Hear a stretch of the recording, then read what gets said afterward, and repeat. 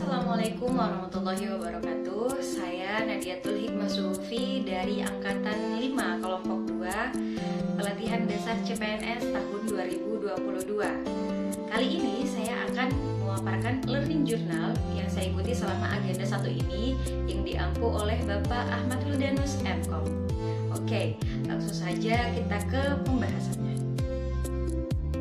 Pembelajaran distance learning ini memiliki dua sistem belajar, yaitu dengan sinkronus maupun asinkronus, di mana kegiatan sinkronus itu berisi dengan virtual meeting yang langsung dipandu oleh coach masing-masing kelompok, kemudian diisi dengan review agenda dan tanya jawab. Sementara asinkronus itu kita dipersilahkan untuk mengerjakan tugas-tugas yang telah diberikan oleh coach masing-masing di akun Kolabjar.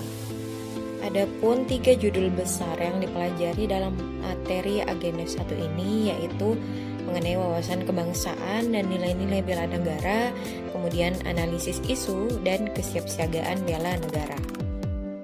Sebagai seorang ASN, ada beberapa langkah-langkah konkret yang harus dilakukan untuk mencapai tujuan nasional, yaitu memantapkan wawasan kebangsaan, menumbuh kembangkan kesadaran bela negara, dan mengimplementasikan sistem administrasi negara. Sebelumnya, kita juga perlu mengetahui apa itu wawasan kebangsaan. Wawasan kebangsaan adalah cara pandang bangsa Indonesia dalam rangka mengelola kehidupan berbangsa dan bernegara yang dilandasi oleh jati diri bangsa dan kesadaran terhadap sistem nasional. Ada 4 konsensus dasar bangsa Indonesia yang perlu kita ketahui. Yang pertama, Pancasila, yang kedua, Undang-Undang Dasar 1945, yang ketiga, Bhinneka Tunggal Ika, dan yang keempat, Negara Kesatuan Republik Indonesia. Selain itu, kita juga perlu mengetahui apa itu identitas negara kita, seperti benderanya, bahasanya, lambang negaranya, dan apa lagu kebangsaannya. Selanjutnya, ada nilai-nilai untuk menumbuh kembangkan kesadaran bela negara, yaitu cinta tanah air, nilai sadar berbangsa dan bernegara, kemudian setia pada Pancasila sebagai ideologi negara, lalu rela berkorban untuk bangsa dan negara, dan kemampuan awal bela negara. Selain itu, kita juga perlu mengetahui, memahami, dan mengimplementasikan sistem administrasi negara atau yang dikenal dengan istilah Sankri.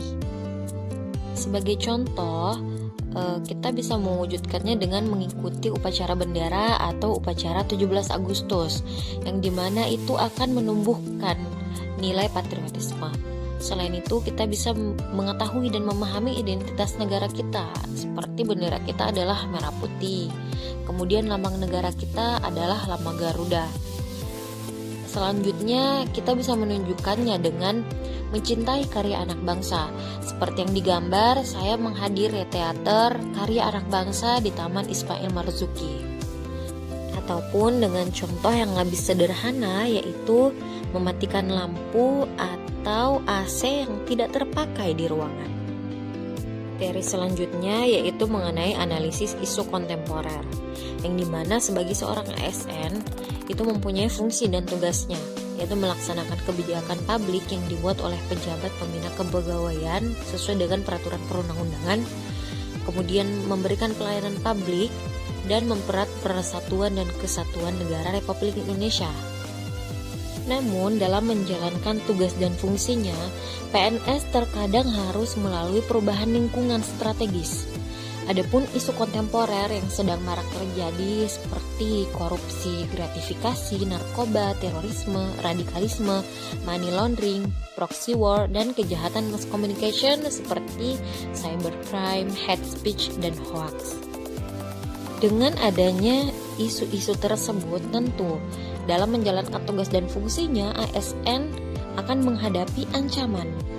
Maka dari itu, seorang ASN perlu menganalisis isu dan mengetahui atau menemukan solusinya dengan cara teknis tapisan isu, kemudian menganalisis isu. Lebih lanjut lagi, sebagai seorang ASN, kita harus memiliki sikap kesiapsiagaan bela negara yang bisa ditunjukkan melalui kesiapan dan menjaga kesehatan jasmani maupun mental. Contoh yang bisa dilakukan untuk menumbuhkan nilai ini adalah rajin berolahraga, seperti yang biasa saya lakukan dan teman-teman rekan kerja di kantor, yaitu bermain bulu tangkis ataupun tenis meja pada hari Jumat pagi ataupun sore hari, sebagaimana yang bisa dilihat pada gambar. Sekian yang bisa saya sampaikan. Terima kasih. Wassalamualaikum warahmatullahi wabarakatuh.